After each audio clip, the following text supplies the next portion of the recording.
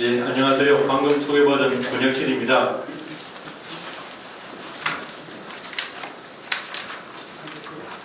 지금 7시 10분인데 보자. 저녁들은 다 드시고 오셨습니까?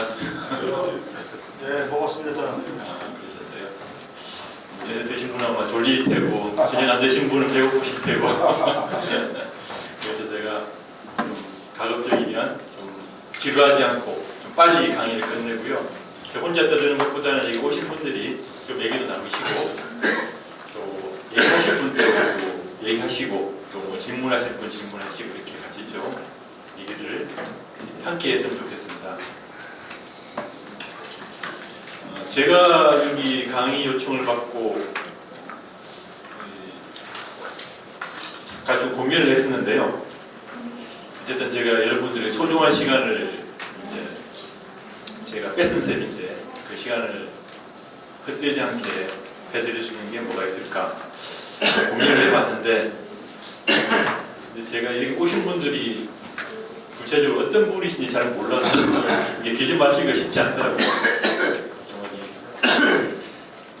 단체 초청 받아서 일을 얘기를 하러 갈 때는 그 대상이나 뭐 이런 분들이 비교적 좀 특정이 돼서 거기에 맞춰서 얘기를 해드리면 되는데 오늘 같은 경우는 제가 좀 잘 가늠이 안 돼서 무슨 얘기를 해야 될지 저도 조금은 난감했습니다. 그래서 저 나름대로 무슨 얘기를 할까 좀 생각하다가 보니까 강의하신 분들 보니까 저보다 훨씬 더 이렇게 전문적인 학자나 활동가 분들이 많으셔서 제가 뭐 학문적으로 얘기를 하는데 저 다음에 조성열 박사님 강의 예정돼 있는데 이분은 뭐 한반도 평화제재나 비핵화 이런 데에서는 우리 국내에서 손꼽히는 전문가이시니까 그분이 뭐 저보다 뭐 수십 배 수백 배 더 구체적이고 아주 또 인사이트 있는 얘기를 해주실 테니까 제가 그런 얘기를 해본들 별 의미가 없을 것 같고요. 또 역사적 맥락이나 이런 것들은 또 김상훈 선생님이나 다른 분들이 또 얘기를 쭉 하시니까 그분들 역시 저보다 훨씬 더 잘 아시는 분들이시고 하니까 제가 뭐 굳이 또 그런 얘기를 뭐 보태본들 의미가 없을 것 같고 그래서 저는 이제 제 경험과 최근에 제가 생각하는 그걸 중심으로 좀 얘기를 좀 들려드리고 또 나머지 분들 얘기를 같이 좀 나눴으면 싶습니다. 그래서 제가 붙인 제목은 이제 손에 잡히는 평화와 열린 상상력입니다.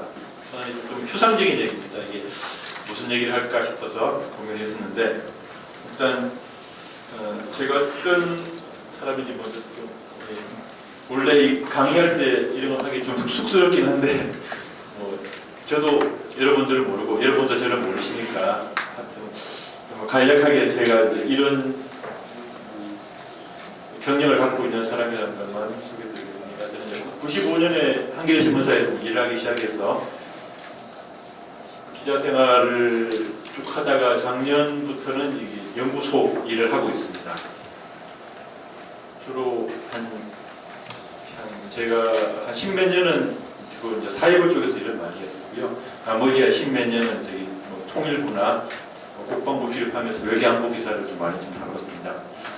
최근 제 관심사가 이제 한반도 평화, 외교안보, 뭐 군사, 긴장 해소 뭐 이쪽이 제가 주로 관심이 많습니다. 저기 모자를 쓰고 사진 찍은 거는 제가 머리가 많이 빠져가지고 저기 모자를 좀 써봤는데 저기 뭐 일본 순서 같다는 사람도 있고 뭐 여러 가지 많이 있습니다.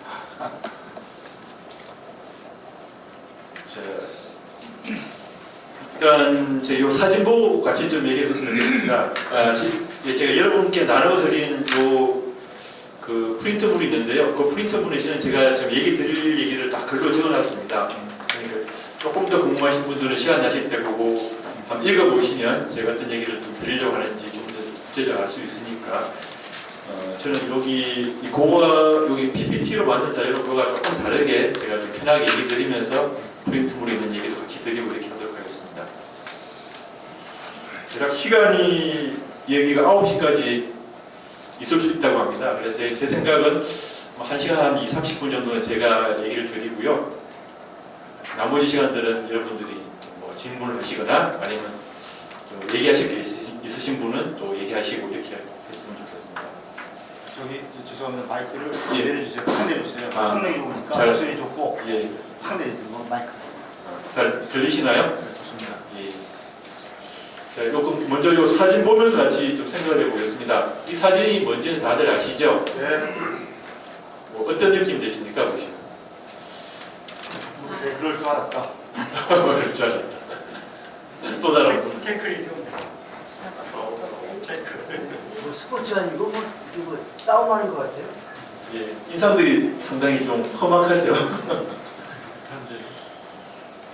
여기 평창 직후했으면은 이런 일이 없어요. 평창 예, 직후에다가 예, 예. 지금 국제정사 그렇기 때문에 어쩔 수 없는 현실입니다. 넘어가야죠 조용히. 뭐 다 아시는 것처럼 15일 날 평양에서 이제 남북 축구 경기가 있었는데 결과는 다들 아시는 것처럼 관중도 없고 중계도 안 되고 또 여러 가지 뒷말이 많이 나오고 있습니다. 저는 개인적으로 좀 인상 깊었던 게 저기 손흥민 선수가 이천공항에 들어와서 기자들 인터뷰할 때 기자 중에 한 명이 이제 이렇게 손흥민 선수한테 물었습니다. 경기 마치고 유니폼 교환을 했느냐 물었는데 손흥민 선수가 잠깐 뭐 한 2, 3초 이렇게 고개를 갸우뚱하더니만 뭐 굳이 이렇게 하면서 말을 흐리더라고요. 뭐 유니폼을 당연히 안 했다는 얘기죠. 유니폼 교환을 아시는 것처럼 당시 경기 분위기 봤으면 유니폼 교환을 할 이유도 없고 할 수도 없었겠죠. 원래 이제 축구 경기에서 유니폼 교환은 이제 어쨌든 90분 동안 서로 열심히 혼신의 힘을 다해서 열심히 이제 땀 흘리고 뛴 다음에 경기가 마치면 서로 열심히 경기를 뛴 상대방에 대한 일종의 존중 그리고 격려 그 의미를 담아서 이제 선수들이 서로 땀에 절여가지고 냄새나는 유니폼을 서로 바꾸거든요. 그건 일종의 상호 존중의 표시입니다. 상호 이제 격려의 표시고요. 오래된 이제 축구 선수들끼리의 이제 관습인데 아시는 것처럼 뭐 저런 상황을 90분 동안 치르는 선수들이 유니폼 교환을 할 수는 없었겠죠. 근데 조금 더 보면 그 축구협회가 우리 선수들이 평양 가기 전에 아마 사전 교육을 했다고 해요. 경기 끝나더라도 유니폼 교환을 하지 말라. 왜 그러냐면 대북 제재 때문입니다. 조금 기억을 하실 분은 하시겠지만 그 작년 2월 평창 올림픽 때도 북한 선수들이 왔다가 빈손으로 돌아갔습니다. 우리가 뭐 장비도 지원했고 뭐 삼성전자 이런 데서는 다 각국 선수들한테 뭐 삼성 그 최신 전자제품 이제 그 홍보 차원에서 제공했던 그런 전자제품들도 다 있었는데 북한 선수들한테 그런 뭐 장비나 전자제품 이런 것들을 일체에 지급을 못했습니다. 왜냐하면 그게 이제 북한 선수들한테 그런 것들 주게 되면 제재에 저촉된다 그래가지고 아무 물품 지원을 못했습니다. 이제 심지어 썼던 부분조차도 다 경기 마치고 한국에 반납하고 그랬었죠. 뭐 그런 측면에서 이제 축구협회는 이제 평양 원정을 따는 이 축구팀 선수들한테 가져갔던 물건 일체 그대로 다 갖고 와야 된다 조언을 했었고요. 당연히 유니폼도 마찬가지죠. 우리 축구 잘 보시면 아시겠습니다. 우리나라 국가대표 축구팀 유니폼 스폰서가 어딘지 아시나요? 나이키. 나이키죠. 나이키는 미국도 브랜드입니다. 그러니까 뭐 이래저래 만약에 유니폼 교환을 했으면 좀 복잡한 뭐 유니폼 가격이 뭐 얼마나 되겠습니까? 많은 어쨌든 이게 조금 복잡한 논란거리가 생길 수도 있는 상황이었던 겁니다. 그래서 당연히 뭐 경기 분위기도 워낙 살벌했고 또 이 대북 제재가 엄존한 우리 지금 현실 구조에서는 그 축구 선수들이 경기 끝나고 서로 상호 존중과 격려의 의미로서 했던 유니폼 교환도 구조적으로 불가능했고 또 당시 경기 분위기상 그것도 가능하지 않았던 거죠. 그래서 이제 제가 오기 전에 관련 기사나 또 뭐 인터넷 댓글 등을 보니까 이 평양 경기 이후에 이 여론은 많이 바빠진 것 같습니다. 다들 뭐 말도 안 되는 뭐 어떤 뭐 이게 축구냐 뭐 격투기냐 뭐 북한에 대해서 뭐 온갖 뭐 깡패, 불행한 뭐 안 좋은 얘기들은 상당히 지금 넘쳐나고 있습니다. 저도 무척 안타깝더라고요. 이 경기가 잘 좀 마무리됐으면 그나마 좀 이 남북 관계가 썩 좋지 않은데 어쨌든 좀 좋은 계기가 될 수가 있었을 텐데 싶었는데 뭐 가뜩이나 별로 안 좋은데 더 뭐 엎친데 덮친 격식으로 이렇게 일이 벌어진 거죠. 더 이제 어쨌든 우리 남북 관계 대북 정책을 추진하려면 국민의 여론의 지지가 기반이 돼야 되는데 그 기반이 강화되기는커녕 더 흔들리는 상황이 되고 있는 셈입니다. 그런 의미에서 봤을 때는 이 경기가 상당히 좀 많은 아쉬움과 안타까움을 느낄 수밖에 없는 상황이긴 하죠. 그런데 이제 제가 굳이 이 얘기를 좀 길게 꺼낸 거는 제가 조금 뒤에 다시 드릴 얘기이기도 한데 뭐 이렇게 북한을 욕하고 북한 선수들이 뭐 저게 선수냐 깡패냐 이렇게 욕하는 거는 아주 쉬운 얘기입니다. 당연히 그렇게 느낄 수도 있고요. 그런데 조금 더 우리가 이제 차분하게 보자면 왜 북한이 저렇게 나왔을까? 뭐 관중도 안 들이고 중계도 하지 않고 또 선수도 저렇게 험악하게 살벌하게 경기를 벌일 수밖에 없었던 이유는 뭔가? 그걸 한번 좀 차근차근 좀 생각해 봤으면 좀 쉽습니다. 그건 뭐 북한을 두둔하거나 북한을 뭐 어떻게 하겠다는 건 아니고요. 어떤 사안을 볼 때 우리가 좀 역지사지라고 그런 말이 있잖아요.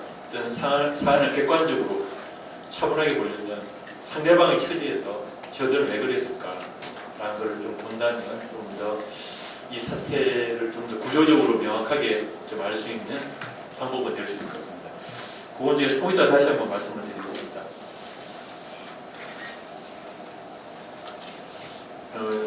이 그림은 제가 여기 뭐 위에 제목을 써놨으니까 저 사람이 누군지는 다 독일 이제 수상했던 빌리 브란트라는 사람입니다. 혹시 저 사진이 어떤 사진인지 아시는 분 계신가요? 네, 저 압니다. 그 나치 학살에 대해서 하지 않을까요? 제가 하겠습니다. 예, 좀 얘기해 주시죠. 폴란드가 거기 게토 지역에 가서 예. 진실로 반성하는 정말 그 위대한 순간입니다. 오늘날의 독일을 만든 훌륭하신 분입니다. 일본 놈들은 이 그림을 보고 반성해야겠습니다. 제가 하신 말 다 하시고요. 예, 맞습니다. 여기 이제 빌리 브란트 수장이 이제 폴란드 방문했을 때, 당시 이제 2차 대전 때 이제 독일이 폴란드를 점령한다. 유태인들을 이제 게토라 그러잖아요. 유태인 집단 주거시 지역에다 몰아넣고 결국은 이제 막 학살을 했죠.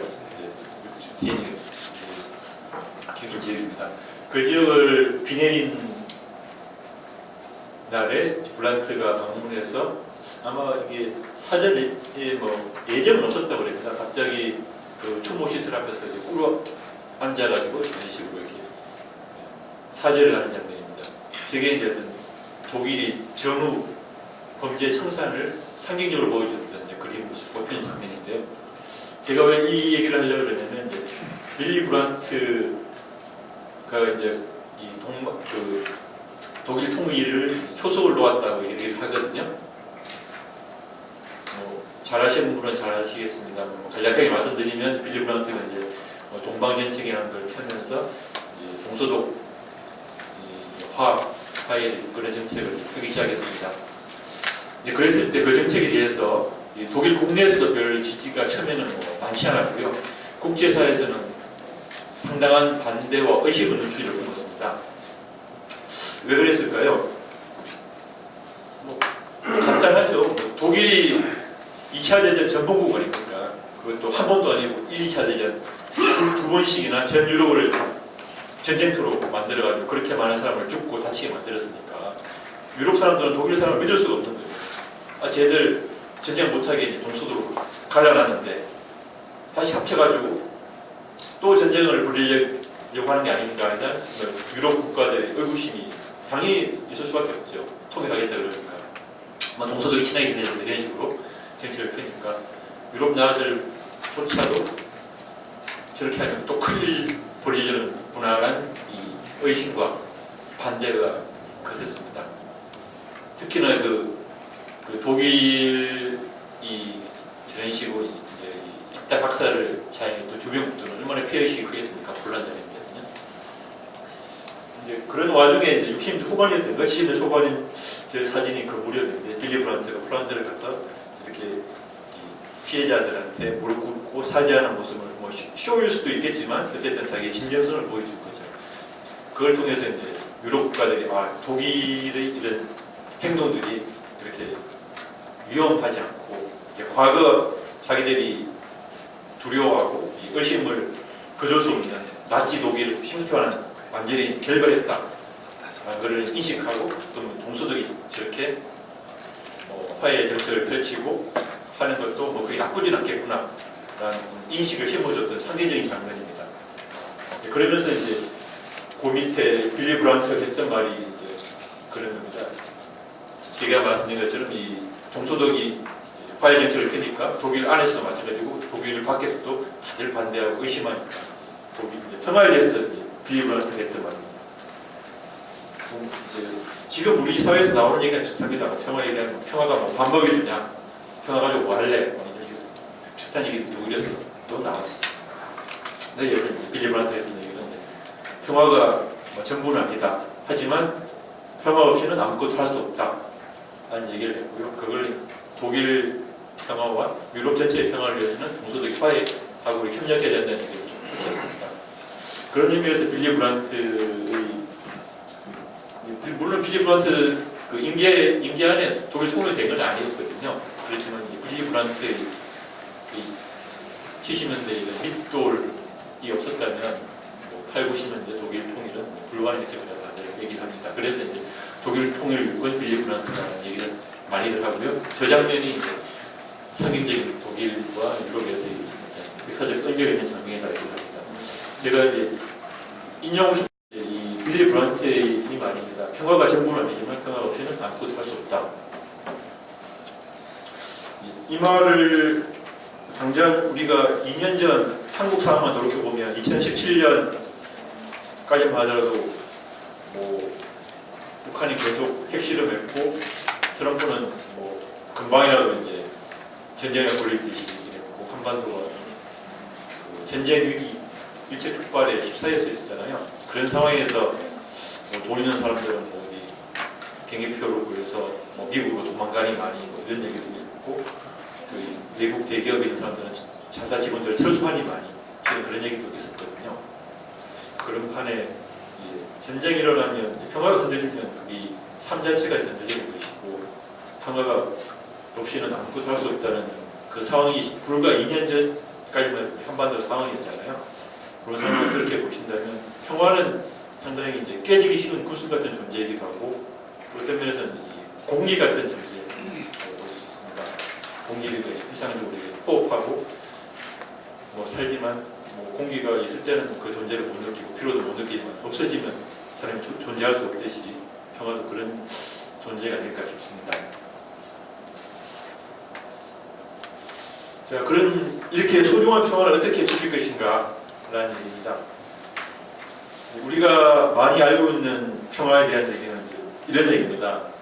평화를 원하거든 전쟁을 준비하라. 이런 말 많이 들어보셨을 텐데 어떻습니까? 뭐 특히 뭐 군인들도 많이 얘기하고요. 뭐 정치인들도 이런 얘기 많이 합니다. 뭐 맞는 말일 수도 있고 또 좀 뜯어보면 저 말이 진짜 맞나 이렇게 좀 생각해 볼 여지도 있는데 한번 여러분들 의견들을 한번 들어보시죠. 저게요. 예. 전쟁 평화를 원하거든 전쟁에 대비하다가 정답입니다. 예. 저건 약간 저기 번역이 잘못된 것 같아요. 예. 대비하다. 또 다른 분들 의견 계신가요? 상대성이기 때문에 예. 한쪽에서 대비를 하거나 준비를 하게 되면 또 상대방에서 또다시 또 거기에 비례하고 또 더 큰 걸 또 준비하게 됩니다. 그러면 전쟁 준비가 결과적으로 무기 경쟁이 되고 네. 결과적으로 그 가지고 있는 사람 그 무기가 우세하다 싶으면 상대방을 치고 싶은 그런 욕망이 생기기 때문에 저거는 인간의 그 탐욕이 있는 한은 진리는 아니다고 생각합니다. 강의 듣고 얘기하시죠. 예? 아니, 강의 듣고. 아니, 그렇다면 질문을 하니까 하는 예, 말씀을 예, 하시니까 예, 말씀이니까. 뭐 제가 이렇게 뭐 전문 학자도 아니고 제가 이제 이 분야에 대해서 그렇게 심도 깊은 제가 연구를 한 건 아닙니다. 그래서 여러분들 의견 좀 묻고 같이 좀 하려고. 네, 좋습니다. 예. 뭐 그렇게 앞에 앞에서 말씀하신 분 말씀드릴 일리가 있고요. 사실 평화를 찾으려면 힘이 있어야 돼요. 힘이 없는 상태에서 평화를 찾으면 약소자 힘이 없는 분들의 또 사소이나 이렇게 들리기 때문에 어느 정도 힘을 줄여야 된다 이렇게 생각할 수도 있다고 봅니다. 한 번만 지금 우리가 평화를 원하면 힘을 길러라 그게 하는 거죠. 우리는 전 세계에 우리 힘을 가지지 않겠다라는 식의 평화를 원하는 거기 때문에 사실은 잘 모르겠죠. 그렇지만 어쨌든 너무나 이제 반대의 평화를 원하는 거는 다 설득력이 있는 것 같습니다. 다 아닌 것 같지만 또 다 설득력이 있죠. 네. 뭐 이게 뭐 정답이 있다고 보기는 뭐 어려운 얘기 같아요. 각자 뭐 처한 상황이나 또 경험에 따라 다른 얘기를 하실 수가 있죠. 그래서 이걸 한번 조금 더 이 얘기는 작년에 저희 대통령 첩보하는 연세대 교수 문정인 교수께서 저희 행사 때 오셔서 발표했던 자료를 제가 다시 인용한 겁니다. 한 번 더 평화의 조건이라는 걸 그때 8가지로 나눠서 문재인 교수가 강의하셨는데 제가 다시 좀 인용해서 가져왔습니다. 문정인 교수님 얘기는 이제 평화를 원한다면 전쟁이 아니라 평화를 준비하라가 이제 한반도 평화의 조건이다 얘기고요. 평화를 원하면 전쟁을 준비하라. 이 얘기가 이제 여기 이 얘기를 했던 사람은 이제 그 4세기 로마 사람입니다. 플리비우스 베게티우스라는 사람인데 여기서부터 시작돼서 이 서양에서는 군사 전략가들 사이에서는 꽤 뭐 검언처럼 자리 잡은 말입니다. 많은 사람들이 인용하고 있고요. 또 여기에 기반해서 군사 전략을 뭐 짜고 집행하기도 했고 하고 있습니다. 근데 문정인 교수님 얘기는 이게 유럽의 역사를 아시는 분은 이해하기 편하실 텐데 유럽은 거의 전쟁이 일상이었잖아요. 중세부터 지금 19세기, 20세기 넘어서 계속 뭐 종교전쟁 벌였고 국가 안에서도 전쟁을 벌였고 그런 전쟁 일상이었던 유럽의 과거에서 이 말이 합당할지 모르겠지만 이게 한반도에서는 이 말대로 하는 게 합당한가? 아까 한 분이 말씀하셨는데 그게 이제 뭐 안보 딜레마란 말도 있거든요. 왜냐하면 서로 이제 상대를 불신하게 되면 내가 뭐 칼을 한 자루 차면 상대방도 칼을 한 자루 차야 되고 또 상대방이 칼을 찬 거 보고 나는 이제 총을 준비하면 또 상대방도 총을 준비하는 거예요. 총으로 안 되니까 또 상대방은 또 대포를 준비하고 나도 대포를 준비해야 되고 일종의 이게 안보 딜레마 상황이죠. 안보를 평화를 지키기 위해 무장을 시작했는데 그게 점점 더 무장은 깊어지고 자기는 이제 방어를 위해 무장을 했다고 생각하지만 상대방은 그 사람 의도를 모르잖아요. 이게 공격인지 방어인지. 그럼 자기도 또 무장해야 되고 이게 안보를 위해서 시작한 게 결국 더 안보를 위태롭게 만드는 상당히 이제 딜레마 모순된 상황 이걸 안보 딜레마라고 얘기하는데요. 그런 상황들이 서구 역사에서는 끊임없이 오랫동안 벌어져 왔습니다. 그래서 문정인 교수님 얘기는 이게 이 말이 한반도 상황에서 과연 적절하겠냐라는 주장을 했고요. 그래서 이제 이 피스 메이킹과 피스 빌딩 두 가지 얘기를 하시는데 피스 메이킹은 조기 전에 종전 선언이나 긴장 완화 이런 등등을 거치고 이제 피스 빌딩 전쟁의 구조적 원인을 제거하는 노력을 통해서 평화를 만들어내는 게 필요하다. 일종의 이제 발상의 전환을 좀 얘기했습니다.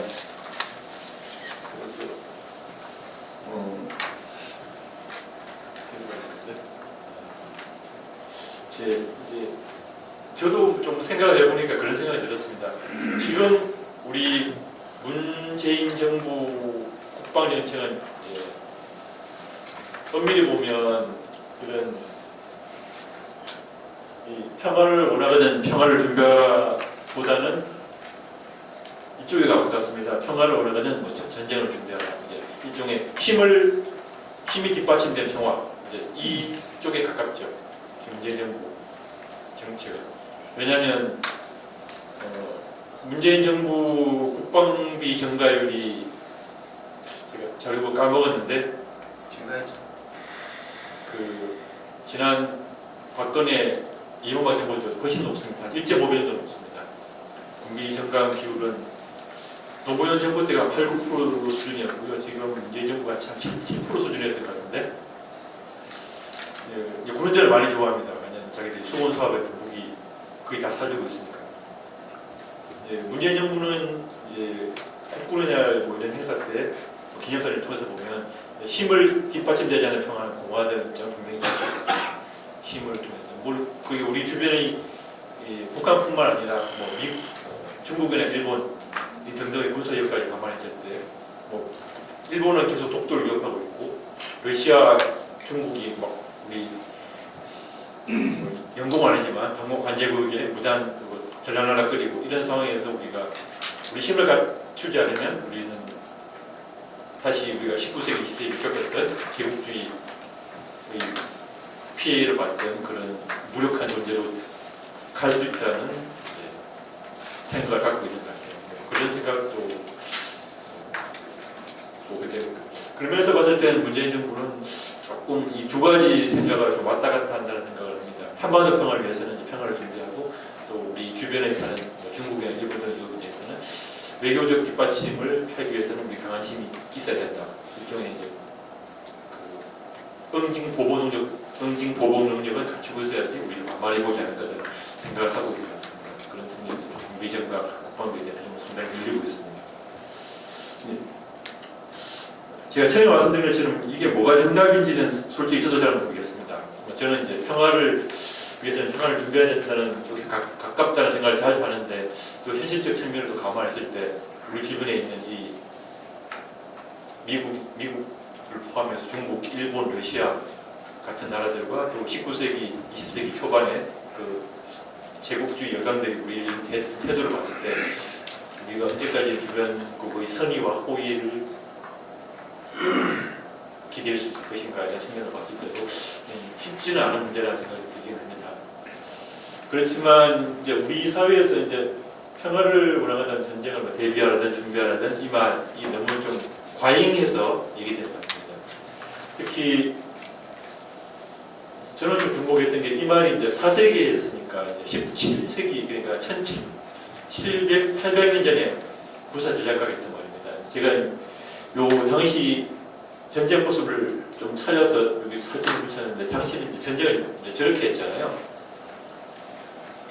지금 뭐 전쟁보다 좀 전투에 가까운 것 같은데 이 당시 이제 창칼로 겨누고 보병, 뭐 기병이 했던 전투와 지금 21세기 뭐 핵무기까지 포함해서 그런 사력을 감안했을 때 전쟁의 양상이나 피해 규모가 너무 달라지기 때문에 전쟁을 준비하라고 했던 말 의미도 조금 더 조심스럽게 좀 봐야 되지 않을까 싶습니다.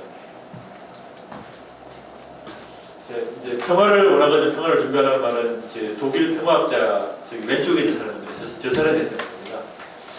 왜 1980년대 얘기를 했던 건데요. 왜 했냐면 1980년대에는 이 유럽에서 동서 냉전이 격화될 때였고요. 충돌이 되게 심했습니다. 특히 그 동유럽과 서유럽에 뭐 재래식 무기뿐만 아니라 미국과 소련이 핵무기를 잔뜩 스스로 배치하고 있었죠. 뭐 정말 자칫하면 언제라도 핵전쟁이 벌어질 수 있는 위기가 그 유럽에 있었습니다. 그 유럽 사람들은 핵전쟁에 대한 위협을 자기 피부로 느끼고 있었죠. 그래서 이제 오른쪽 사진은 80년대 독일에서 그 반핵 핵무기 반대 집회하는 독일 사람들의 사진입니다. 이제 특히 유럽 사람들은 두 차례 세계대전을 통해서 엄청난 피해를 받기 때문에 다시 자기 땅에서 또 이런 끔찍한 전쟁이 벌어지는 것에 대한 엄청난 두려움을 갖고 있었죠. 그래서 그 사람들은 전쟁에 대한 두려움을 갖고요. 그런 와중에 이제 독일 평화 디터 제나스는 평화학자는 평화를 원하면 평화를 준비해야 된다는 주장을 펴기 시작했습니다. 이 주장이 많은 유럽에서 호응을 얻었습니다. 이 사람 얘기는 이제 예의식입니다. 우리가 사랑을 하려면 사랑을 열심히 해야 되는데 사랑하면서 뭐 이별을 준비한다. 이게 말이 되느냐? 그죠? 물론 이제 어떤 대비를 해야 된다는 측면에서는 있겠지만 이제 평화를 위해서 평화를 가능하게 하는 조건들 이 뭔지를 고민하고 평화를 일구 위에 노력을 해야지 전쟁만 준비해서는 평화가 이루어지지 않는다라는 의미가 있습니다. 제가 이제 평화를 줬고 첫 번째가 이제 평화를 원하면 전쟁의 평화를 준비하라 라는 얘기를 했고요. 그걸 우리 현실에서 어떻게 적용해야 될지 좀 더 고민이 좀 필요하고 이걸 어떻게 해야 될지는 좀 쉽지 않은 문제 같습니다. 그래서 여하튼 우리 사회에서는 평화를 원하면 전쟁을 준비하라는 말이 정답처럼 오랫동안 받아들이고 들여지고 있기 때문에 그에 대한 문제제기가 필요한 것 같아서 제가 좀 얘기를 꺼내봤습니다. 두 번째는 역지사지입니다. 역지사지. 간단한 겁니다. 상대방 처지에서 생각해 보는 겁니다. 있는 그대로 보자는 거고요. 이제 아까 제가 얘기 드린 이렇게 살벌하게 북한 소설이 나왔던 이유 우리는 솔직히 이해하기 어렵죠. 당연히 뭐 욕도 하고 뭐 원래 북한 놈들 그런 놈들이다 이렇게 그냥 손가락질하고 그냥 비웃어버리면 그만일 텐데 근데 조금 더 우리가 접근해보자면 북한은 굳이 왜 저렇게 나왔을까? 북한이 어쨌든 아무리 엉망진창인 나라라고 하더라도 국가고 그 국가의 의사결정을 하는 메커니즘이 있고 거기서 자기들이 고려해야 될 여러 가지 요소들이 있을 텐데 그렇다면 북한 나름대로 자기들이 어떤 전략적 정책적 판단을 한 결과거든요. 이렇게 관중도 안 들이고 중계도 하지 않았고 뭐 이런 상황이었다면 유류폰과는 굳이 북한을 안 했고 이런 상황이라면 북한은 왜 저런 남에서 이런 반발과 뭐 욕먹을 거 뻔히 알았을 텐데 북한은 왜 저런 판단과 선택을 했을까요? 문재인 정부하고 트럼프 정부에 대한 메시지죠. 어떤 메시지? 예를 들어 지금 남한에 한미 군사훈련을 하고 있지 않습니까? 그거에 대해서 북쪽에서 많이 비판을 했었어요. 이제 평화를 정착한다는데 왜 군사훈련을 하고 있냐? 거기에 대한 비판이고 트럼프 정부도 얼마 전에 또 실무협의 만났지만 아무런 뭐 승부 보따리가 없다. 알맹이가 없다. 니네 평화 진짜 원하냐? 원하지 않으면 우리는 열심히 하겠다. 뭐 이런 한국과 미국에 대한 메시지라고 볼 수가 있습니다. 네, 여기 맞습니다. 어제 신문에요. 북한에서 남한 측의 기자들 포함해서 언론기관들 70명을 초대했습니다. 뭐하냐? 역도 선수 건데 역도는 남한을 압도할 수 있다는 겁니다. 그래서 70명 오라고 보냈어요. 그래서 가야 되죠. 네, 걔네들이 자신 있으니까. 요거는 78년 이후로 자신이 없는 겁니다. 가급적 김정은의 비위를 맞히는 거는 이기는 거기 때문에 역도를 70명 오라고 했어요. 두 번씩이나. 이거는 지기 때문에 어쩔 수 없이 무관중한 거니까 이해하고 조용히 넘어가는 겁니다. 역사의 긴 흐름 살아도 있을 수 있는 얘기입니다. 또 다른 분 한 번만 더 얘기하신 분 계신가요?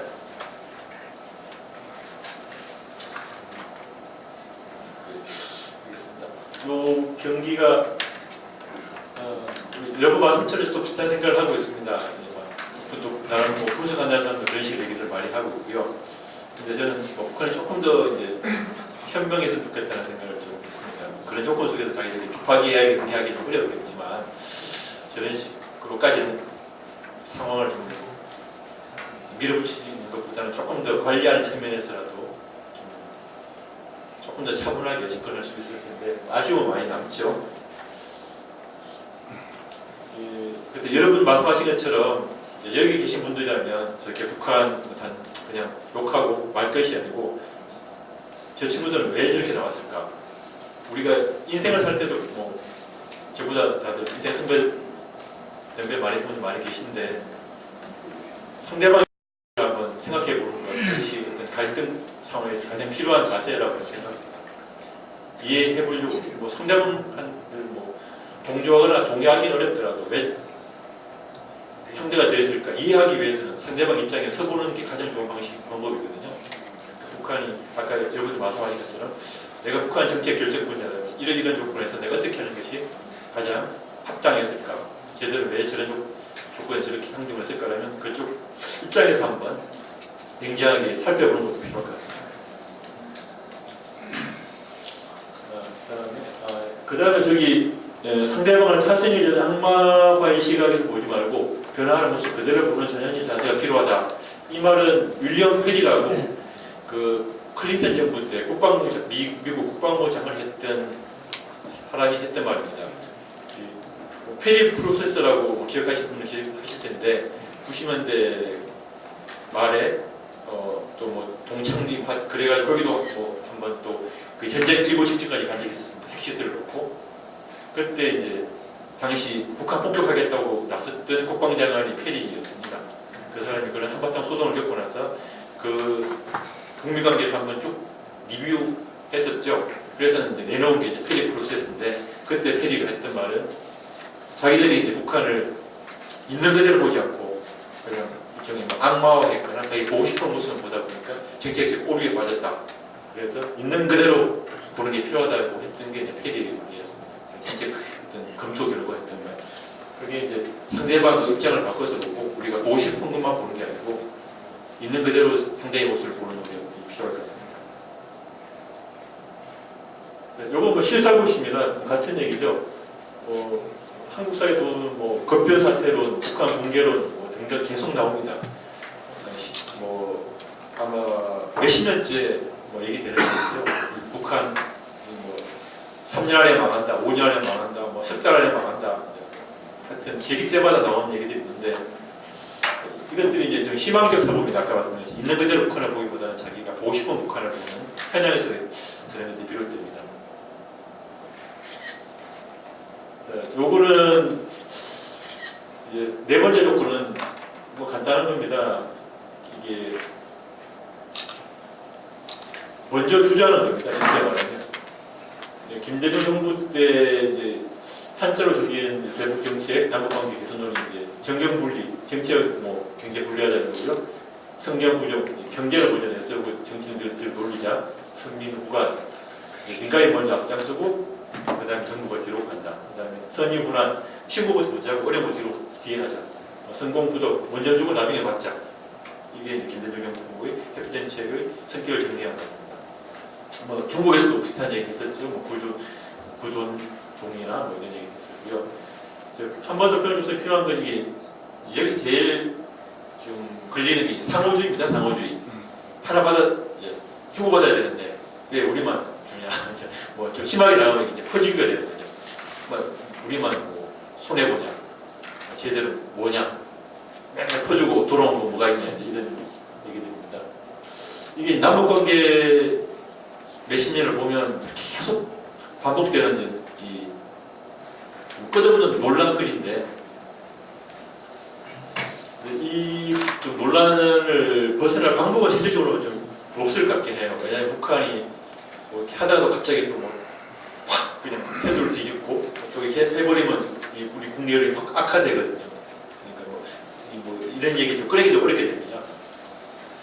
그렇지만 좀 길게 봤을 때 어쨌든 남북 관계에서 뭐 경제적 뭐 상황이나 또 이 전체적인 뭐 국력 그리고 상황을 끌고 나갈 수 있는 뭐 힘 이런 걸 감안했을 때 우리가 국가 아주 1대1의 아주 완고한 상호주의 하나 줬으니까 너도 하나 내놔 이렇게 하기는 현실적으로 좀 어려운 것 같습니다. 어쨌든 우리가 많이 여유 있고 우리가 좀 양보를 할 수 있는 이 여력이 있는 상황이니까 이런 상황을 풀 때는 김대중 대통령이 먼저 그 얘기했던 것처럼 성공부터 먼저 주고 나중에 받자 이런 좀 자세를 가지는 좀 필요하지 않을까 싶습니다. 그럴 통해서 이제 신뢰가 살 수 있다는 얘기고요. 그 다음에 이제 다섯 번째 요거는 이제 문재인 정부 들어와서 쭉 하는 얘기인데요. 뭐 평화가 경제다, 경제가 평화다 뭐 이런 얘기들입니다. 제가 처음에 말씀드린 것처럼 뭐 평화가 반복이 주냐라는 이제 사람들이 얘기가 많은데 이제 지금 이제 문재인 정부가 많이 주창하는 얘기입니다. 뭐 평화 경제론을 통해서 특히 이제 한일관계 악화되고 있을 때 이걸 통해서 이제 우리 새로운 경제 조약이 가능하다는 얘기를 많이 합니다. 요거는 뭐 맞는 얘기 같긴 한데 또 당장은 또 이게 뭐가 구체적인 그림이 떠오르지도 않아서 또 반론도 있기도 합니다. 근데 어쨌든 이 평화를 통해서 경제를 우리 삶과 우리 일상의 삶이 바뀔 수 있고 좀 풍요로워질 수 있다. 측면에서 우리가 이걸 좀 발전시켜야 되지 않겠냐 생각을 합니다. 평화하는 게 그냥 학자들 세미나에서 그런 얘기가 아니고 우리 삶에 어떤 영향을 미칠 수 있는가 그 문제를 갖고 좀 구체적으로 이제 정부가 설명을 하고 그런 정책을 집행을 하고 했을 때 우리도 이제 평화에 대해서 나와 아무 상관없는 얘기가 아니고 내 삶을 좀 풍요롭게 하고 바꿀 수 있는 얘기가 된다는 생각을 할 수 있을 것 같습니다. 뒤에 그건 제가 다시 좀 얘기 드리겠습니다.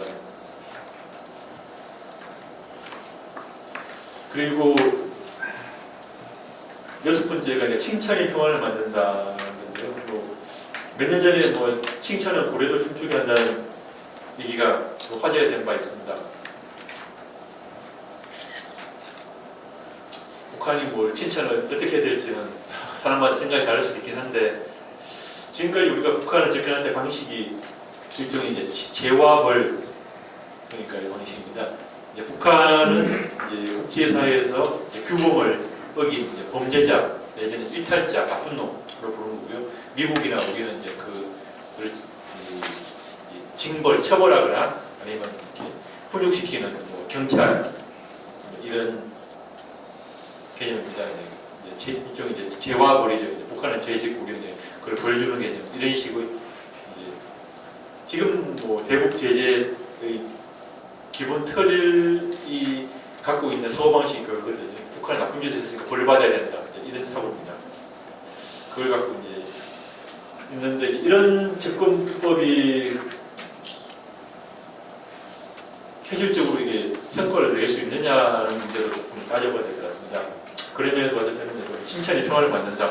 재화벌 접근법을 한계를 조금 같이 생각해보자. 그 다음에 이제 얘기를 하려고 하는 게 이제 상상력입니다. 좀 뜨거운 얘기인데요.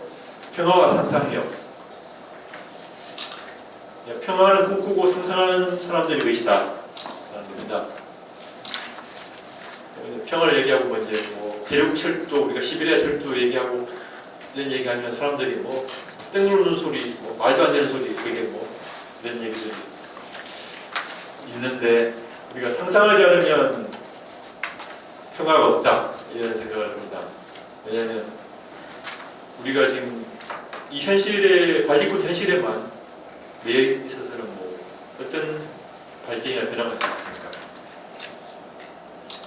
뭐 여기 오에 겐자부라는 유명한 일본 작가는 이제 아베 총리 일본의 상황에 대해서 이렇게 아베 총리가 계속 과거를 침착하고 있잖아요.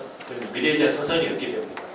그게 오늘날 일본 사람들을 두렵게 만들고 불행하게 만든다라는 얘기를 하고 있습니다. 상상력이라는 것은 정치 지도자에게도 필요하고 우리 국민들한테도 필요한 얘기라고 생각합니다. 평화를 꿈꾸고 상상하는 사람들이 계십니다. 어떤 꿈을 꾸느냐 중요하고요. 꿈이라는 게 뭐 추상적인 게 아니고 비전일 수도 있고 국가 목표일 수도 있습니다.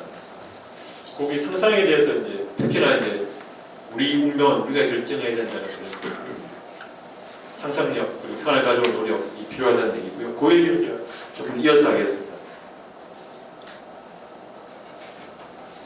뭐 상상한다고 해서 이제 이런 상상을 한번 해보겠습니다.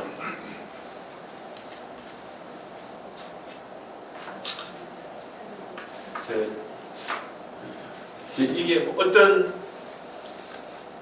그림 같습니까? 잘 보이시나요? 잘 안 보이긴 하네. 철도 타고 가는 건 요거는 그 통일부에서 올 여름에 만든 포스터인데 그냥 오늘 점심 냉면 어때에서 서울에서 평양까지 기차표를 타고 이제 직장인들이 점심 때 그냥 평양 가서 점심 때 냉면 먹고 오기 라는 얘기를 만든 적이 있습니다.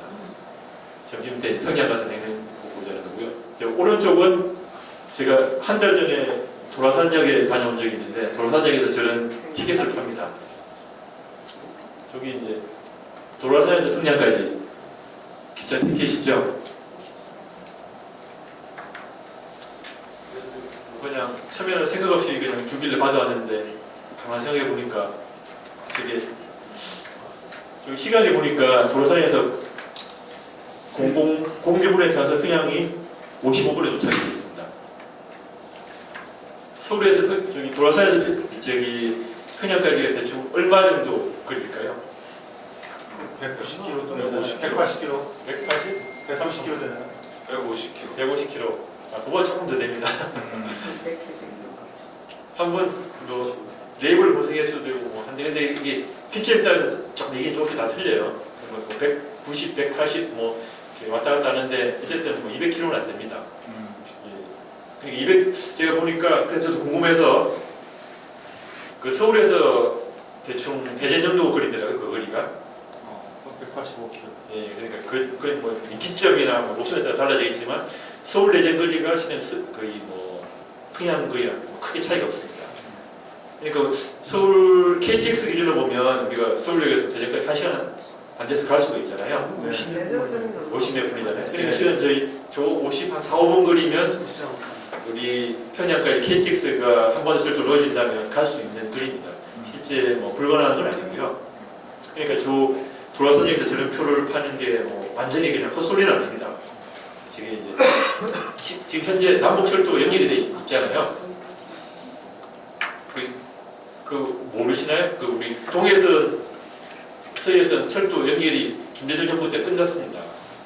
물론 뭐 단위기는 여러 가지 좀 뭐 한계가 있긴 하지만 우리 서해 쪽, 서쪽 같은 경우는 개성까지 철도도로가 연결돼 있거든요. 그래서 그 노무현 정부 말에는 하루에 한 차례씩인가 화물 열차가 컨테이너 개성공단 자리를 싣고 다녔습니다. 기차가 남북이 연결되어 있어서 도로 연결되어 있고요. 예전에 개성공단 사람들이 내려갈 때는 그 도로로 왔다 갔다 했었죠. 개성은 평양까지 또 고속도로가 있고요. 남북은 동해선은 조금 다르긴 하지만 그래도 뭐 연결되어 있습니다. 우리가 동해 북부선 위로는 이제 철도가 없긴 하지만 서해선 같은 경우는 실은 남북이 도로로 연결되어 있습니다. 물론 이제 북한이 노반 시설 이런 게 좀 많이 낙후되어 있어서 속도를 못 낸다고 하긴 해요. 북한 철도가 한 30km 정도밖에 못 간다고 하긴 하더라고요. 그래서 우리처럼 뭐 200km 이렇게 달리기 정말 어려울 겁니다.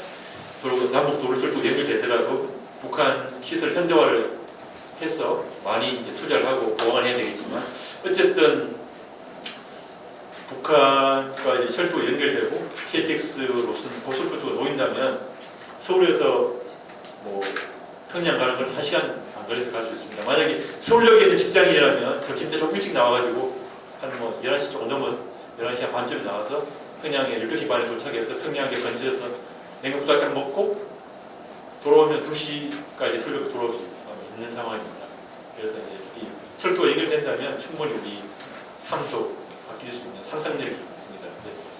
이런 상상력을 이제 담아서 저기 이제 포스터가 오늘 점심 냉면일 때 평양까지 이 열차표를 만든 겁니다. 근데 이런 상상력이 얘기하면 뭐 대부분 사람들이 뭐 택도 논소리 뭐 언제 그게 뭐 될까 별로 호응이 없습니다. 워낙 뜬구름잡이 얘기하고요. 뭐 언제 이게 될지 안 될지 다들 뭐 알 수 없으니까 별로 호응이 얻기는 어려운데 이제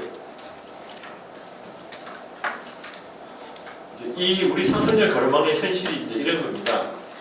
많이들 이제 하는 얘기인데 이제 한반도가 말대로 이제 반도지 않습니까?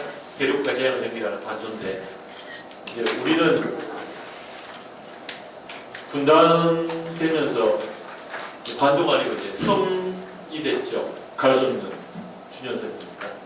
실제 우리 이 한반도 안쪽에 사는 사람들은 반도가 아니고 이제 섬에 살고 있는 겁니다. 해외여행 가려고 해도 우리는 비행기 타고 멀리 가야 되는 생각만 하지 철도를 타고 어디 영국을 간다, 독일을 간다, 러시아를 간다는 생각을 할 수가 없죠. 할 수가 없는 거니까. 그것처럼 우리 이 상상력을 억누르는 원인 중 하나가 저는 분단이라고 생각하고요. 그래서 이제 상상력이라는 얘기를 좀 해보려고 합니다. 이제 조금 거창하게 얘기 드리면 이제 우리가 이제 잃어버린 공간 상상력을 좀 회복하자는 겁니다. 그걸 통해서 이제 남북 화해도 하고 통일도 준비하고 할 수 있지 않겠냐. 뭐 다른 뭐 정치 제도적이나 경제적 어떤 통합 이런 분들은 많은 전문가들이 준비도 하고 얘기도 많이 하시는데 저는 이제 우리가 잃어버린 공간 상상력을 좀 복원하자는 얘기를 좀 해드리려고 합니다. 제가 나눠드린 그 유인물 보시면서 얘기해 드릴게요.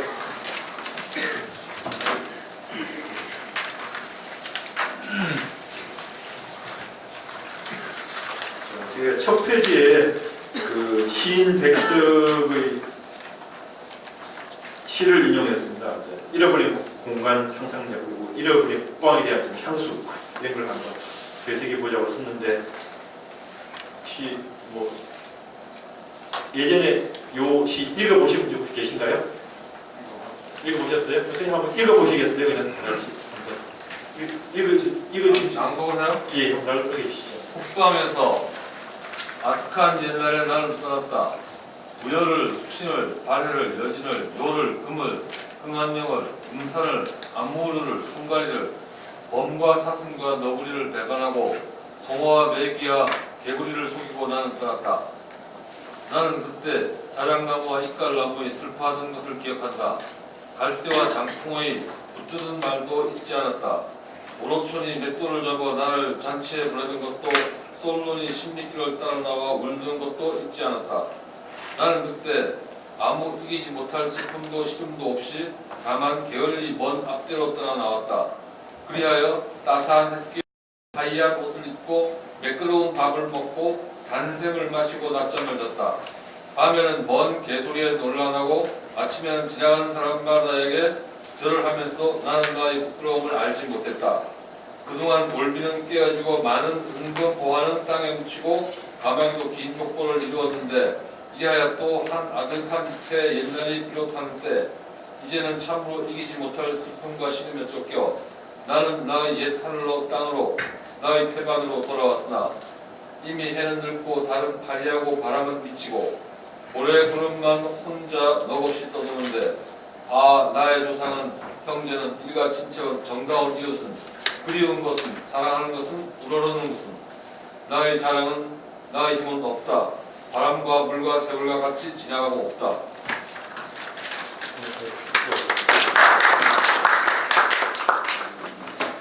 근데 좀 어떻습니까?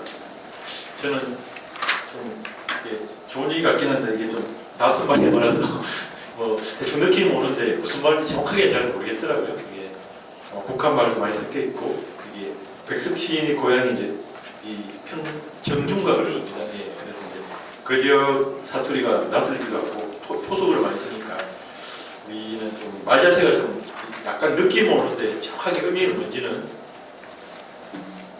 정확하지는 않은 것 같아요. 근데 어쨌든 우리가 이제 이 대륙 분위기, 뭔가 좀 우리 남쪽 시인이나 아니면 남쪽 문화에서 좀 잘 느끼지 못하는 뭔가 좀 다른 분위기가 강하게 풍깁니다. 그래서 좀 대륙 분위기를 한번 느껴보자라는 측면에 제가 인정을 했고요. 그다음에 이제 이 통일에 대해서 먼저 좀 얘기를 해보려고 합니다. 이제 실은 작년 2월 그 평창올림픽 남북 단일팀 구성을 놓고 제가 제일 좀 충격적이었던 것은 이제 젊은 세대가 단일팀에 대해서 굉장히 냉소적이거나 비판적인 태도를 보였던 겁니다. 저희 세대만 하더라도 우리의 소원은 통일 이런 걸 그냥 당연한 걸로 받아들이고 교육받고 제 주변만 봐도 아무리 보수적인 친구도 통일 자체를 반대하는 사람은 거의 없거든요. 어떤 방식, 어떤 형태의 통일이냐는 생각은 뭐 갈리겠지만 통일을 굳이 왜 하냐, 하지 말자 이렇게 얘기하기는 좀 어려웠던 분위기였잖아요. 그런데 20대, 30대까지만 내려오면 그 분위기가 많이 바뀐 거잖아요. 굳이 통일 왜 하냐, 단일팀 굳이 왜 하냐, 그리고 단일팀 작년 2월 평창 단일팀 만들면서 그 애써 경기 준비했던 선수들이 손해를 본다, 출전 기회를 앗아갔다, 동작하지 않았다 이런 발언들이 상상외로 거셌습니다. 좀 뜻밖의 얘기였고요. 저로서는 왜 그럴까라는 생각을 많이 좀 하게 됐습니다. 이게 더 이상 이게 우리의 소원의 통일이라고 하기엔 좀 조심스러운 시대가 됐구나 생각이 좀 들었고요. 왜 이렇게 사람들이 얘기를 할까 싶었는데 좀 먹고 사는 게 힘들어서 그렇지 않나 생각을 좀 해봤습니다. 다들 통일을 하면 북한 사람도 그냥 돕다가 우리도 가난해진다. 통일벽이 넘어든다 대한 그냥 이대로 살자. 뭐 통일이 뭐 밥 먹여주는 것도 아닌데 우리가 힘들 필요까지 있겠냐. 뭐 이런 생각들이 사람들 사이에 많이 퍼진 것 같아요. 그래서 제가 혹시 읽어보신 분이 있을지 모르겠는데 우려의 소원은 그 전쟁이라는 소설이 있습니다. 혹시 읽어보신 분 계신가요? 예.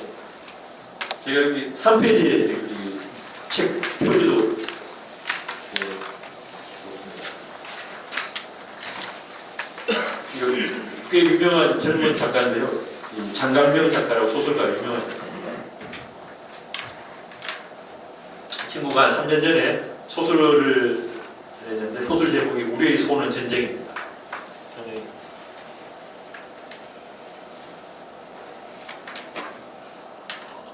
이때 이제 장영면 씨가 실은 동아일보 기자 10년 하다가 소설가로 전업한 친구인데 이제 당시 이제 박근혜 정부가 통일 대박 이런 얘기를 막 꺼냈을 때였어요. 그때 이제 장영명 씨가 이제 이런 소설 우리의 소원은 전쟁이라는 좀 상당히 도발적인 소설을 냈습니다.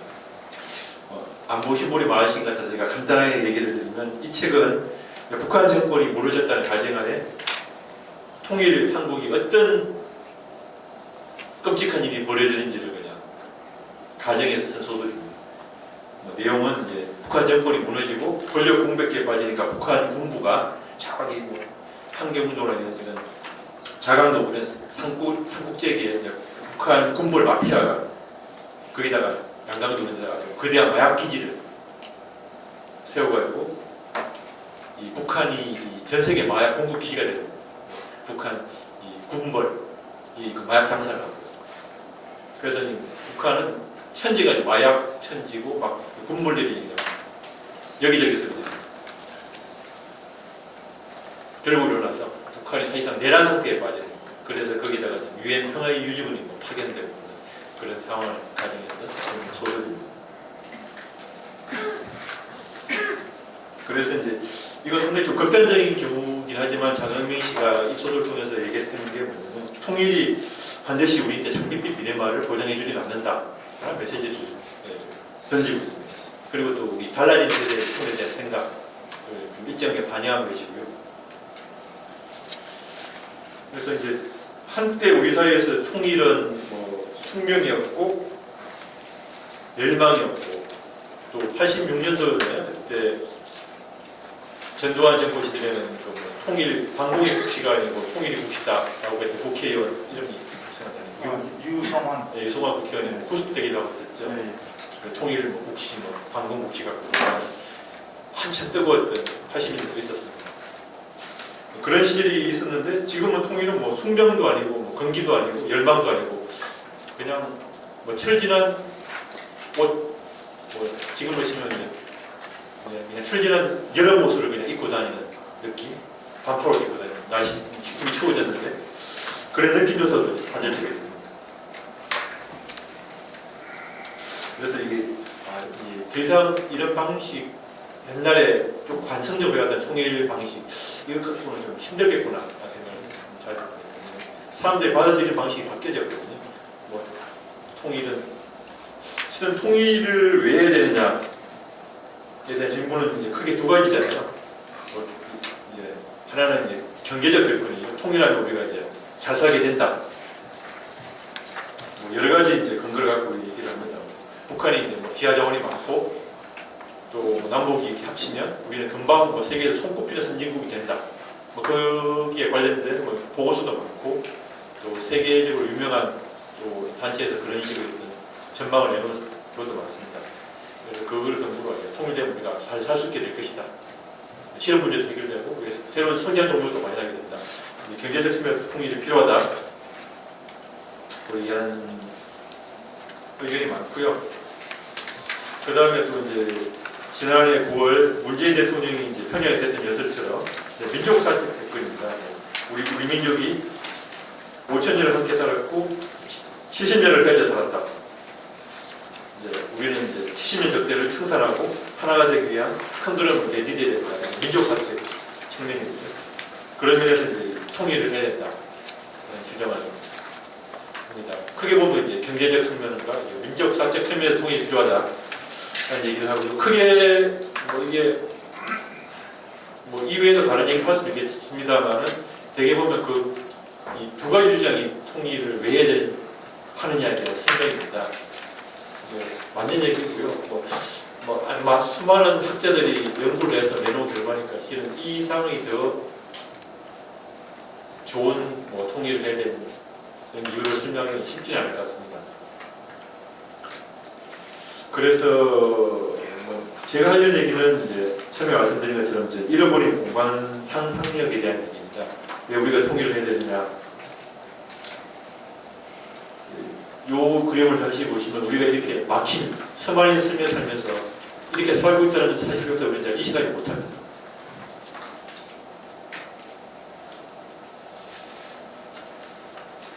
대륙으로 가는 길이 이제 끊어진 거죠. 끊어지면 우리의 상상력도 갇히고 언어도 갇힙니다. 이 갇힌 안에. 근데 우리는 이 갇혀 지낸다는 사실을 너무 오래되고 익숙해져 버려서 그걸 인식하지도 못하고 그게 뭐가 문제인지도 잘 모릅니다.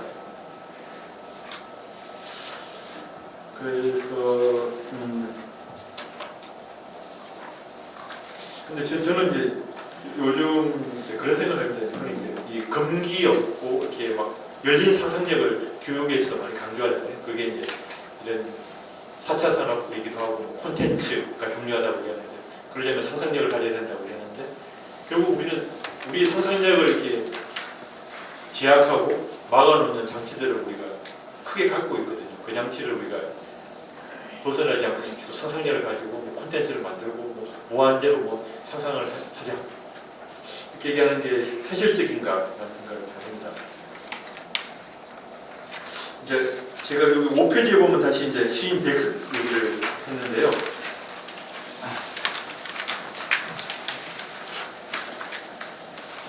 백석을 자료를 찾으면서 제가 했던 건 백석이 이게 단순히 한반도 시인이 아니고 동북아 시인이라는 생각이 들었습니다. 백석은 이제 환경도 출신이지만 이제 일본에서 유학도 했고요. 그리고 또 29살 때는 만주로 떠납니다. 백석은 만주로 떠나면서 만주라는 넓은 벌판에 시 100편을 가지고 우리한테 마지막 만주로 떠났더라고요. 지금 우리가 생각하는 만주와 그때 40년대 조선 엘리트들이 생각하는 만주를 많이 달랐다고 하네요. 그때는 이제 조선 엘리트들은 만주를 대륙 북방 문화를 체험할 수 있는 땅, 선진물이 가득한 땅으로 얘기했대요. 거기는 이제 중국과 러시아 문화가 들어와 있었고, 특히 이제 러시아 혁명이 있었던 그 사회주의 색채도 있었고 하다 보니까 이제 조선 엘리트 지식인들은 만주에서 새로운 이제 문물을 익힐 수 있다는 기회에 있다 이런 생각을 많이 했었거든요. 더구나 당시 만주는 한반도에서 철도만 가면 하루만 갈 수 있는 땅이었고요. 그런 뭐 이 만주, 시베리아, 중앙아시아 이런 지역들이 이제 분단 이후 우리한테 너무 많이 벌어졌고 갈 수 없는 땅이 되어버렸습니다. 그래서 제가 6페이지 같은 거 보면 제가 이 북방 시베리아를 주제로 삼은 작품, 문화 작품이 있느냐 찾아보니까 해방 이후는 거의 없더라고요. 해방 이후 아마 제가 모르는 뭐 작가가 썼을 수 있는데 제가 찾아본 결과는 이 시베리아 북방 주제로 삼은 거는 대부분 일제 강점기 분단 이전까지 작품이었습니다. 가장 대표적인 게 이광수 소설 유정이라고 있습니다. 혹시 소설 이광수는 뭐 친일 작가라고 해서 뭐 논란도 있지만 유정만 놓고 보면 소설 유정 읽어보시거나 아니면 내용 아시는 분 계신가요? 읽으셨어요? 간단하게 어떤 얘기인지 기억하시나요?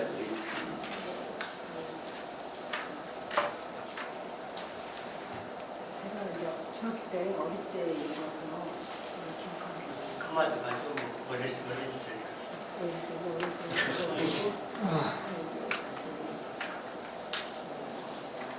1960년이죠. 6페이지의 유정 줄거리는 제가 요약을 해드렸는데요. 상당히 비판적으로 보는 사람은 이 일제 강점기에 거의 무슨 연애 노름을 하는 상당히 이 부르주아 큐피적인 소설이라고 욕하는 사람도 있긴 합니다. 그래서 거기까지는 얘기 제가 드릴 건 아니고요. 제가 주목하는 거는 이 소설의 배경입니다. 이 소설의 배경이 이게 시베리아와 바이칼 호수를 배경으로 하고 있습니다. 유정이 1943년에 발표된 소설이거든요. 지금 거의 한 100년 전에 가까이 됐습니다. 근데 이 소설의 배경이 어떻게 보면 이런 푸츠크가 나오고 바이칼, 시베리아가 나오고 했을까? 1910년, 30년대 우리 조상들의 활동 무대가 이 지역이 가능했기에 있지 않았을 것 같습니다. 그 보면 이제 유령에 보면 이 주인공 남자 주인공이 있는데 이 사람이 이래저래 좀 상황이 안 좋아지니까 시베리아로 가버립니다. 그리고 또 이 주인공과 좀 약간 문제가 이제 생겼던 이 남정님이라는 여자 주인공이 있는데요. 이 여자 주인공은 이 사람이 시베리아 갔다는 얘기를 들으니까 도쿄 유학 중이었는데 도쿄에서 남자 주인공을 쫓아서 시베리아로 떠납니다. 기차를 타고요. 제가 드릴 건 뭐냐면 이제 이 당시 1930년대 상황에서도 한반도 사람들이 도쿄에서 한반도로 왔다가 시베리아 열차를 타고 막 바이칼로 가고 했다는 거죠. 그게 가능했었고 그런 상황이 있었는데 우리는 이제 까맣게 잊고 있습니다. 그리고 하나만 더 말씀드리면 이제 36년 베를린 올림픽 때 금메달을 땄던 송의정 선수가 그 베를린까지 갔던 길을 제가 7쪽에 적어놨습니다. 혹시 어떻게 가시는 송의정 선수 갔는지 이 길을 따라서 여행 상품도 나와 있습니다. 송의정 루트라고 이 길로 가는 사람도 있어요. 여행 굳이 이렇게 하겠다는 분도 있어서 그런 상품도 나와 있습니다. 뭐 대중적인 상품은 아니지만 이런 걸 또 쫓아서 가는 분이 있는데 제가 여기 7페이지에 있는 내용을 이제 요약해서 말씀드리면 송의정 선수는 이제 시베리아 현대전차를 타고 바이칼 호수를 거쳐서 베를린까지 갔습니다. 여기 오른쪽 송의정 선수 오른쪽 표가 당시 베를린 도쿄에서 베를린 갔던 티켓입니다. 네. 어떻게 갔냐면 이제 당시 이제 일본 일장기를 하고 일본 대표를 출전했으니까 송의정 선수가 일본에 있다가 이제 표를 티켓팅을 이렇게 한 겁니다. 이제 도쿄 베를린 티켓이 한 거죠. 근데 보면 여기 영어로 된 거 여기 보시면 도쿄 베를린에 써놨어요. 영어 보시면 표에 그런 기차표를 판 겁니다. 이렇게 이제 물론 이제 도쿄까지 베를린 기차를 타고 갈 수는 없죠. 경유지가 이제 부산, 할빈, 바르샤바로 되어 있습니다. 송의정 선수는 이제 일본에서 기차를 타고 가까운 이제 부산까지는 배를 타고 건너갔죠. 전해선을. 그리고 경의선을 타고 서울역까지 갔고 서울역에서 신의주, 단동, 이제 심양, 할빈, 그리고 소련 치를 타고 이제 시베리아 횡단열차를 갈아타고 모스크바, 바르샤바를 거쳐서 베를린에 갔습니다. 그러니까 그 송의정 선수가 이제 베를린을 그냥 유라시아를 횡단해서 그냥 기차를 타고 간 겁니다. 보름 이렇게 가는. 뭐 송의정 선수가 지금처럼 유라마를 가지 않았을 테고요. 그 당시에는 가장 빠르게 가는 방식이었으니까. 그때까지는 뭐 항공 여행은 아직은 조금 대중화 안 됐을 테고 배 타고 너무 힘드니까 가장 빨리 가는 방식이 이제 유럽까지 기차 타고 가는 거니까 기차를 타고 베를린까지 간 거죠. 그리고 제가 또 하나 놀란 거는 우리나라 사람 중에 이제 시베리아 횡단열차를 처음으로 탄 사람이 누굴까 찾아보니까 제가 여기 7페이지에 써놨습니다. 민정환 승이 누구신지는 아시죠? 네. 이분이 아마 기록상 확인되는 우리나라 첫 시베리아 횡단열차 탄 분입니다. 그게 무려 언제인가요? 19세기 후반입니다. 1896년. 이분 여행 경로를 보니까 제가 이렇게도 여행을 하는구나 싶어서 깜짝 놀란 적이 있습니다. 제가 한번 읽어드릴게요. 인천 제불포항에서 러시아 구람을 타고 출발해 중국 상하이, 일본 나카사키, 요코하마를 거쳐 태평양을 건너서 캐나다 밴쿠버에 도착. 여기서는 기차를 타고 북미 대륙을 횡단하고 몬트리올을 경유해 미국에서 배를 타고 대서양을 다시 건넙니다. 그래서 영국에 도착해서 네덜란드를 거쳐 다시 기차로 독일 폴란드를 거쳐 모스크바로 갑니다. 완전히 그냥 태평양 대서양을 건너가지고 러시아로. 그리고 돌아올 때는 시베리아 열차를 기차, 마차, 배를 타고. 당시는 19세기 말이어서 시베리아 열차가 구간이 지금처럼 완공이 안 된 때입니다. 시베리아 상트페테르부르크에서 출발해서 모스크바 볼가간까지가 당시 이제 시베리아 열차가 있을 텐데요. 이때까지 기차로 왔고요. 그 다음부터는 배를 갈아타고 다시 또 뭐 갈아타고 마차를 타고 브라디보스토크까지 오면서 한국 사람들 그 킹크랩 먹으러 많이 가는 브라디보스토크까지 옵니다. 다시 여기서 다시 이제 배를 타고 부산으로 왔다가 제물포로 옵니다. 제가 좀 놀랐던 건 123년 전에 이렇게 배를 타고 마차를 타고 기차를 타고 세계를 다닌 조상이 있었구나. 이게 참 이게 전 상당히 좀 놀라웠습니다. 124년 전에 우리 조상님이 시베리아 열차를 탔고요. 그리고 한 100년 전에는 아주 많은 사람들이 이 열차를 타고 다녔습니다. 또 이 시베리아 열차가 이제 우리 고려인들이 스탈린의 강제 유정책에 의해서 17만 명 가까이 되는 중앙아시아를 강제 유출했던 슬픔의 길이기도 합니다. 8쪽에 보면 이제 강제 유출 경로라고 되어 있습니다. 연해주에 살던 고려인들이 일본 이제 전쟁이 벌어지면 일본 쪽이 붙을까봐 뭐 우려된다는 이유로 17만 명이 하루아침에 그냥 시베리아 열차를 타고 중앙 그 아시아로 그냥 쫓겨갔습니다. 그래서 우리 보면 그냥 지금처럼 좋은 기차도 아니고 판자와 거적으로 바람만 막은 화물칸에 그냥 화장실도 없고 물도 없는 데서 그냥 사람들이 끌려가는 바람에 뭐 아기는 엄마 품에서 죽고 노약자는 그냥 얼어 죽고 뭐 사람이 죽으면 그냥 땅에 묻지도 못하고 창밖으로 집 던지면서 이렇게 사람들이 갔습니다. 3만 명이 죽었다는 얘기도 있고요. 엄청난 희생이 났었습니다. 37년부터 39년까지 3년 동안 강제 이주 과정에서 우리 동포 17만 명이 이 열차를 타고 중앙아시아로 강제 이주를 당한 적이 있습니다. 슬픔의 길이기도 하죠. 이 시베리아 열차는. 그 사이에 해군 일사 시베리아 횡단 열차를 완전히 타고 간 것은 예, 그런 게 있습니다. 안중근에서도 시베리아 열차는 아니지만 뭐 하이빈 쪽으로 가기도 하고. 그렇처럼 이제 우리가 이제 북방으로 가는 길이 분단으로 끊겼지만 고아말부터 일제 강점기까지 시베리아 열차, 대륙 열차는 우리 역사와 함께했던 겁니다. 우리 조상들은 이 열차를 타고 뭐 유학도 했고 연애도 했고 독립운동도 했고 사업도 했고요. 또 관계로 끌려도 갔습니다. 이 길이 우리 역사와 함께했던 길이 이제 우리 분단 관계 끊이면서 우리 기억에서는 70년 넘게 이제 사라져버린 거죠. 예전에 무리카 선생님이 뭐 장고대하는 시에서 뭐 서울역에서 평양 가는 기차표 내놓으라고 그러면 미치는 소리 든다는 시를 쓰신 적이 있었는데 그것처럼 지금 우리가 서울역 가서 뭐 베를린 가는 기차표, 파리 가는 기차표 팔라 그러면 뭐 미친놈 취급받기 십상일 겁니다. 그렇지만 이게 몇십 년 전에는 우리가 가능했던 거거든요. 그리고 그 화가 중에 나혜석이라고 유명하신 여류화가 있는데 그분이 이제 한국 최초로 이제 파리 유학 갔던 이제 화가로 알려져 있죠.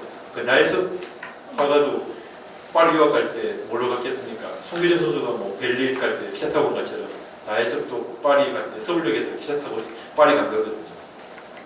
7, 80년 전에.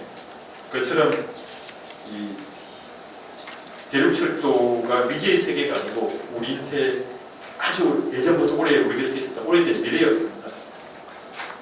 근데 이게 꿈 같은 얘기처럼 들리다가 다시 우리 현실로 들어온 거는 이제 2000년 6.15 남북 정상회담 때였습니다. 김대중 대통령도 김정일 남북 정상회담을 한 후 경의선, 동해선, 남북 철도를 열면 다시 우리 한반도 철도가 대륙 철도와 연결된다는 사실을 사람들이 다시 알게 됩니다. 그래서 그 이후로 이제 계속 남북 철도를 연결하고 그 남북 철도를 연결해서 대륙과 잇자하는 논의를 계속하고 있습니다. 뭐 정권 바뀌면서 계속 오락가락하고 뭐 속도로 내다가 말다가 했습니다만 이 남북 철도 연결 계획은 작년 이제 8.15 기념사에서 문재인 대통령이 이제 대륙 철도 연결 구상을 통해서 철도 공동체를 안보 공동체로 발전시키자라는 제안을 한 바 있습니다. 남북 연결 철도로가 이제 완성되면 중국 횡단철도, 시베리아 횡단철도, 중국, 몽골, 러시아까지 하나로 묶어서 우리가 대륙으로 나갈 수 있다라는 얘기를 했고요. 그게 제가 이제 자료의 10페이지에 보면 이제 동아시아 철도 공동체 구상에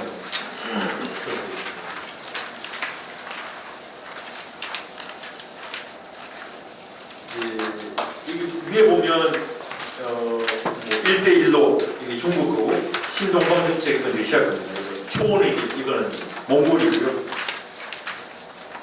또 러시아 일본은 이제 가스 철도를 연결하자는 구상도 논의를 하고 있습니다. 실은 북방 러시아 일본이 탭이 가깝거든요. 그걸 연결하자는 얘기를 하고 있습니다. 북방으로 가는 길, 길을 이렇게 선을 보면 이쪽 길들이 엄청나게 이어지고 분화되고 있습니다. 이 길에 우리도 이제 뛰어들자라는 게 이제 동아시아 철도 공동체 구상의 계획입니다. 각국의 이해관계를 경제 철도를 계기로 해서 평화를 유지하자라는 개념이고요.